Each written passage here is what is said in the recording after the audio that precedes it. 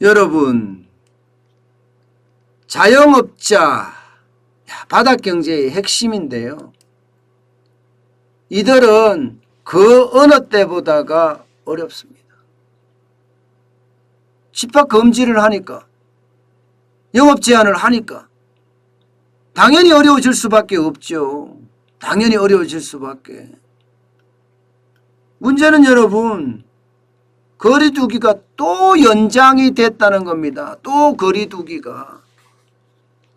6월 13일까지 거리두기가 또 연장이 됐습니다. 2주 연장했나요? 3주 연장했죠. 수도권에는 2단계가 그대로 시행이 됩니다. 비수도권에는 1.5단계가 그대로 되고 있고요. 그러다 보니까요. 지금 영화관이나 PC방이나 오락실이나 학원이나 독서실이나 놀이공원이나 이 미용업이나 대형마트는 영업시간 제한이 없습니다. 운영시간에 제한이 없지만 자, 카페, 식당, 체육시설, 노래연습장, 직접 판매 홍보관, 파티룸, 실내 스탠딩 공연장 영업시간 제한 10시까지 합니다. 또 6월 14일까지 연장을 한다는 거예요. 게다가 아예 영업을 못하는 곳이 있어요. 유흥시설 6종, 단란주점, 유흥주점, 감성주점, 콜라텍, 헌팅포차, 홀드팝, 홀덤 게임장 이거 못합니다. 영업 못합니다.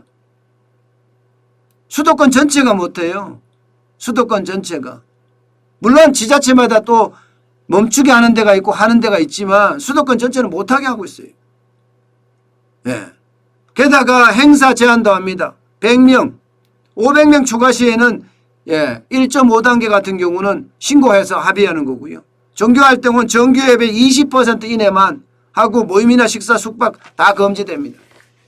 중요한 건 여러분, 이 유흥시설이 집합 금지된다. 영업장 폐쇄라는 뜻이에요. 영업장 폐쇄. 여기다가 식당이나 카페 이런 데도 영업 제한 시간을 10시까지로 제한한다는 사실입니다. 그럼 자영업자들은 어떻게 돼요? 자영업자들은 손실이 눈덩이처럼 늘어나는 것이 아니라 이제 더 이상 못 버틴다. 아우성의 아우성입니다. 이대로 가면 더 이상 못 참겠다. 그냥 열겠다. 그냥. 벌금 때리려면 때리라. 열겠다. 뭐 이렇게까지 이야기하는 사람들까지 생기니까요. 그러면서 말입니다. 자영업자들은 사실 뭐라고 이야기해요? 이렇게 모여서 항의를 하고 불만을 쏟아냅니다. 빨리 손실보상해 달라고 말입니다. 빨리 손실보상해 달라고. 그런데 아직 정부는 떠떠미지근하죠. 떠떠미지근하죠. 그러니까 여러분, 손실보상법을 여당에서 계속 발의하고 있는 건 사실이에요. 그러면 어떤 식이든 손실보상은 일어날 거라고 봅니다. 그게 100조가 됐건 20조가 됐건 지금 자영업자들이 실제 요구하는 돈이 3천만 원이죠. 3천만 원이면 한 20조 정도 들어갈 거라고 예상해요. 3천만 원이면. 물론 이것도 뭐 결정난 건 아니지만 어쨌든 코로나19 피해 자영업자 단체가 지금 제안한 게 3천만 원이에요. 내부에 이견은 있어요. 내부에 이견은 있지만 3천만 원 정도면 일단 뭐 수용한다 뭐 이런 의사가 있거든요. 그럼 20조입니다. 20조. 그런데 될 거냐? 되긴 되겠죠.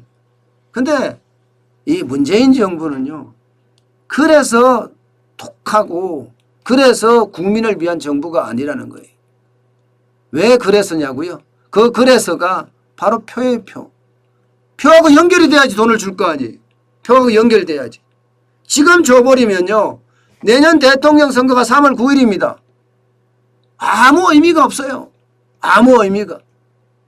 자영업자들은 지금 진짜 죽어나가고 아우성이고 난리가 아닌데 그런 곳에는 별로 관심이 없고요. 이게 표하고 어떻게 연결될 것인가에만 관심이 있습니다. 실제로 자영업자들 얼마나 힘든가 고통 속에 있느냐. 바로 이 지표만 보면 금방 압니다. 2020년에 자영업자 대출금 추이가 803조 5천억 원이었습니다. 803조 5천억 원. 2019년에 684조 9천억 원이었습니다. 그때 비하면 110조나 늘어났어요. 110조. 110조가 넘게 늘어났잖아요. 이만큼 자영업자들은요, 아우성이 아니에요.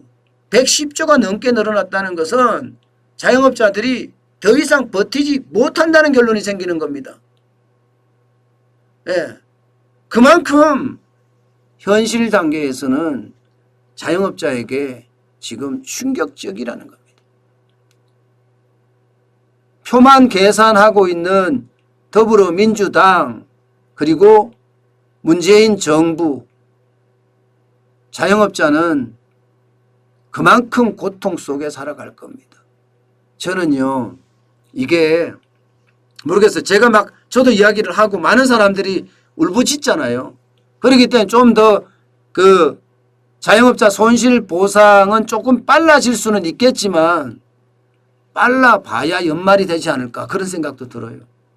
빨라 봐야 연말이 될 거다. 네.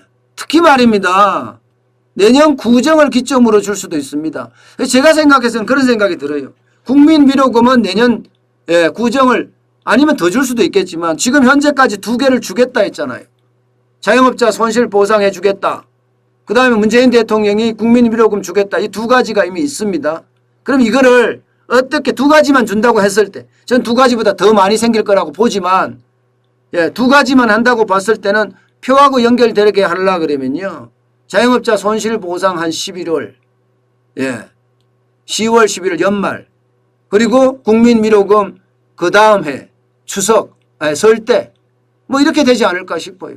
어쨌든 설 전에 민심을 다 잡아야 되는 문재인 정부나 또 더불어민주당 입장에서는 내년 설 전에 뭔가를 줄 겁니다. 그래서 대통령 선거가 3월 9일이니까 거기에 반영되게끔 만들 거예요. 근데 이렇게 표 계산하지 말고 자영업자는 지금 빚더미에 눌려서 장사가 안 돼서 죽으려고 한다는 거 이거 좀 안타까운 아우성이다. 좀 알아줬으면 좋겠다. 뭐 이런 생각까지 드네요. 여러분 이게 해주기는 해준다고 저는 봐요. 그러나 시간이 굉장히 많이 필요하다 이렇게 저는 보고 있습니다. 참 못된 사람들이다. 모든 것을 표로 계산한다. 저는 그런 생각밖에 들지 않습니다.